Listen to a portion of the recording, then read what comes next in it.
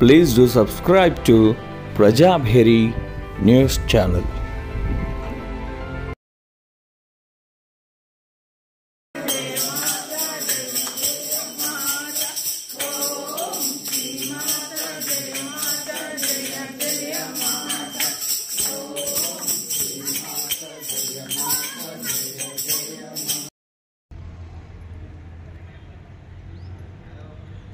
Civil supply హమాలీల ఐక్యత, civil supply హమాలీల ఐక్యత, ఏఐటీయూసీ జిందాబాద్, ఏఐటీయూసీ జిందాబాద్, కార్మికుల ఐక్యత, కార్మికుల ఐక్యత.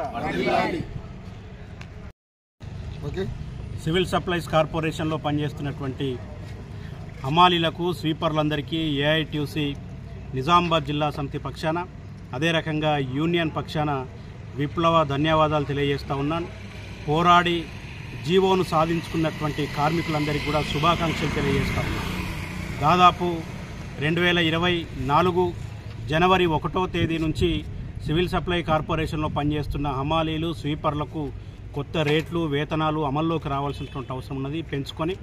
కానీ ప్రభుత్వం నిర్లక్ష్యం చేయటం వల్ల గత ఆగస్టు నెలలో కమిషనర్ గారికి సమ్మె నోటీస్ ఇచ్చి మీరు పెంచకపోతే మేము సమ్మె పోతామని చెప్పిన సందర్భంలో అక్టోబర్ 4వ తేదీ నాడు రాష్ట్ర కమిషనర్ చౌహాన్ గారు యూనియన్ నాయకత్వాన్ని, కార్మికుల్ని పిలిచి చర్చలు జరిపి ఒప్పందం చేసుకోవటం జరిగింది.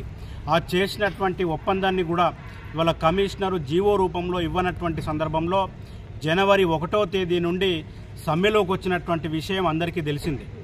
దాదాపు వారం రోజులు సమ్మె చేసిన తర్వాత ఉత్తమ్ కుమార్ రెడ్డి రాష్ట్ర సివిల్ సప్లైస్ కార్పొరేషన్ మినిస్టర్ గారు చర్చలకు పిలిచి 2 రోజుల్లో జీవో ఇస్తామని చెప్పడంతో సమ్మెను వాయిదా వేసి విధుల్లోకి కార్మికులందరూ కూడా వెళ్ళటం జరిగింది. మరి ఆనాడు అక్టోబర్ 4 నాడు ఒప్పందం చేసుకున్నటువంటి ఒప్పందంలో భాగంగా వాటన్నిటిని కూడా జీవో రూపంలో నిన్న కమిషనర్ గారు విడుదల చేస్తూ పెరిగినటువంటి రేట్లను, వేతనాల్ని 2024 జనవరి 1వ తేదీ నుంచి అమలు చేస్తామని చెప్పడం జరిగింది. కానీ దాంట్లో కొన్ని సవరణలు చేయాల్సిందిగా మేము ఏఐటీయూసీగా కమిషనర్ గారిని, రాష్ట్ర ప్రభుత్వాన్ని కోరుతా ఉన్నాం. ప్రధానంగా ఇవాళ ఫ్యూనరల్ ఛార్జీలకు సంబంధించి, మట్టి ఖర్చులకు సంబంధించి 20,000 రూపాయలు ఇప్పటివరకు కార్మికులకు ఇచ్చేటటువంటి పరిస్థితి ఉండే. ఇప్పుడు రాష్ట్ర ప్రభుత్వం 30,000 రూపాయలు ఇస్తూ ఉన్నది. కాబట్టి సివిల్ సప్లై కార్పొరేషన్ కార్మికులందరూ కూడా 30,000 రూపాయల ఫ్యూనరల్ ఛార్జీని అమలు చేయాలని, అదే రకంగా ఇవాళ వీళ్లకు పెంచినటువంటి ఏరియర్స్ బకాయిలు ఏవైతే ఉన్నాయో త్వరితగతిన బకాయిలన్నింటినీ కూడా రిలీజ్ చేస్తూ కార్మికుల ఖాతాల్లో జమ చేయాలని, వీళ్ళందరికీ కూడా ఇన్సూరెన్స్ సౌకర్యం కమిషనర్ ఒప్పుకున్న దాంట్లో భాగంగా ఇన్సూరెన్స్ సౌకర్యాన్ని కూడా కనీసం 10 లక్షలకు తగ్గకుండా వీళ్ళందరికీ అమలు చేసే విధంగా కమిషనర్ గారు మరొకసారి ఆలోచన చేసి జీవోలో మెన్షన్ చేస్తూ దాన్ని కూడా వీళ్ళందరికీ ఇవ్వాల్సిందిగా మేము ఏఐటీసీగా కోరుతా ఉన్నాం.